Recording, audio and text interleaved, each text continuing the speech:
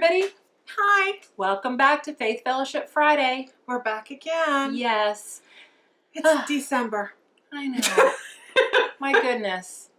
It's going to be New Year's before we know it. But let's slow it back, reel it back, right? Yes, and that's the whole point.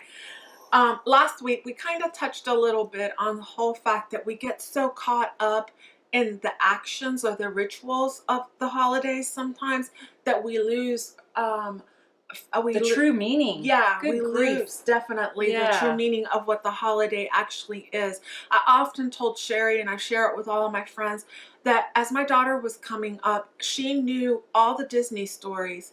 But the sad part was that during the holidays, which is when I should have been reading to her the story of Jesus' birth or, things like that, I was so busy doing Christmas that I never took the time to teach her. And when she was 11 years old, I turned around and I looked and I thought to myself, whoops. This is no bueno. And so I share that with you in humility and in saying to you guys that this isn't just a worldly holiday.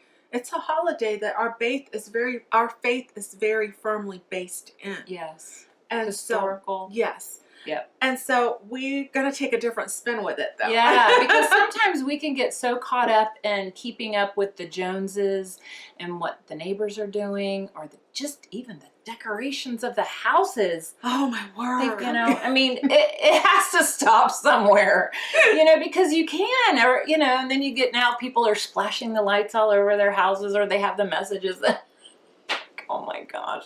Mm-hmm. It's just, what Carey and I decided that would be a really good message is to have a merry spirit in this Martha world. Amen. Martha was so busy about trying to get everything perfect and ready for Jesus and all the disciples and everybody that was there in the house. And where's Mary? She's just sitting at his feet.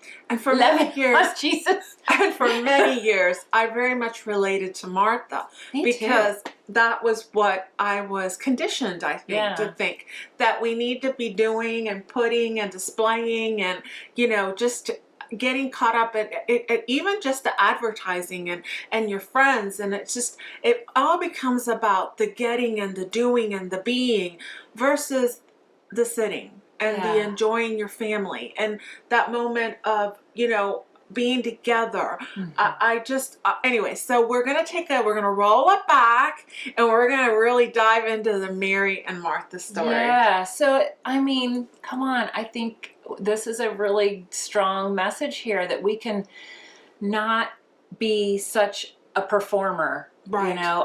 I can remember trying to make sure all the gift tags matched and tried to stamp them all or even stamping my own wrapping paper. Oh, Sheri. Taking plain white paper and stamping it, ain't gonna happen anymore. Making all homemade cookies, having everything was homemade, or I was a scrapbooker back in the day as well, like you were, and I wanted to send out all my cards had to be homemade, and I wanted to have a picture of my daughter in every one of my. It was so much that by the time Christmas got over, I didn't want it anymore. I was like, I don't like this. This just means I get to work 3 times as hard as I do on a regular day. Just getting everybody to pose for a Christmas card can be the most hair-raising experience. The outtakes were more fun. Of course, that was just my Stephen always making some kind of never posing correctly. But so we relate so well to Martha. But the truth is that Jesus reprimands Martha and says, no, she's doing the good thing. Yeah. Mary's sitting here listening to me. Yeah. Mary is enjoying her time with me. And so Mary's in fellowship with me. Yeah. And I recently was sharing the story with someone and they were like, yeah, but being a Martha's not all bad. And I thought about it. It isn't. It isn't. We need to be able to be a Martha. Right. Marys like me need Marthas to keep me organized and straight and Yeah.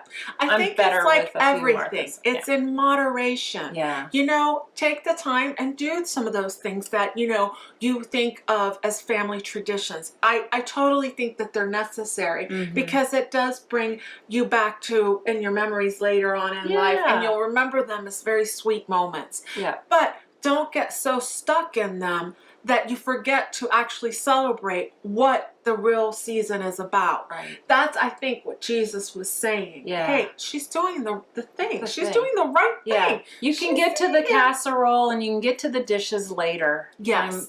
We're happy with a ham and cheese sandwich. Yeah. You know, I'm wondering if Jesus was thinking, I don't need all that, but, you know, thank you. Right. But you might need all I've got, you know? Right. Yeah, because he is more than enough. But you've got to be at his feet, or you've got to be in his presence to discover that. So how do we do that?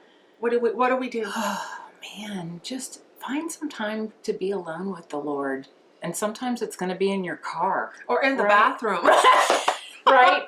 Or the shower. I had a sweet friend when I mean, back when Rebecca was little, I had this sweet friend, and she would get up at 5 o'clock in the morning and she would go sit in her bathroom on the toilet. She wasn't doing anything, guys, but it was the only place that she could close the door. And didn't have anybody and didn't have any at that hour. And so, you know, maybe take a few minutes. I don't know where. And you know what? I would encourage you, don't do what I did. I would encourage you, maybe read it to them.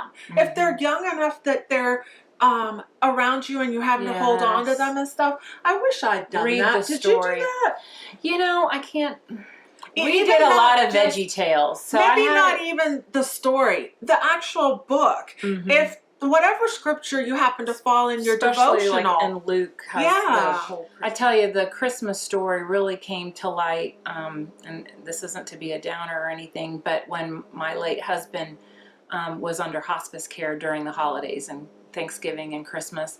And what was interesting is that was something that Stephen drew out, was the Jesus in the manger with all the animals, and I made that my Christmas card, but it was his drawing, and I still have that on the shelf today because it is a constant reminder that it's all about Jesus. Exactly. It isn't about us. It isn't about, you know, it's what he did for this world, and what a gift. What a gift. Yeah. So guys, that's it today. For it's really more of a fellowship today. Yeah. We took it a little bit slower today, and we just want to thank you guys. Yeah, and enjoy this Christmas season. Hey guys, I want to take a moment to really thank you for having even followed us in this last year.